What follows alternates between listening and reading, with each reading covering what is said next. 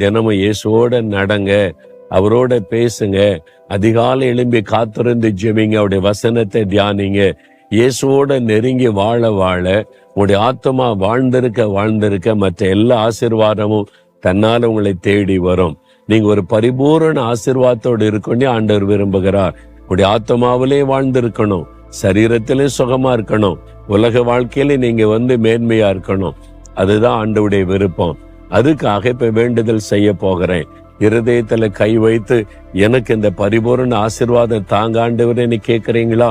தகப்பனே, அருமையான இந்த மகன் இந்த மகள் யார் யார் எனக்கு இந்த பரிபூரண ஆசீர்வாதம் வேணும்னு கேட்கிறாங்களோ அவங்க ஆத்மாவில ரட்சிப்பும் பரிசுத்தாவின் சந்தோஷம் உண்டாகட்டும், சரீரத்தில நல்ல சுகம் உண்டாகட்டும், அவருடைய வருமானத்தில செழிப்பான ஆசீர்வாதம் குறைவில்லாமல் உண்டாகட்டும்.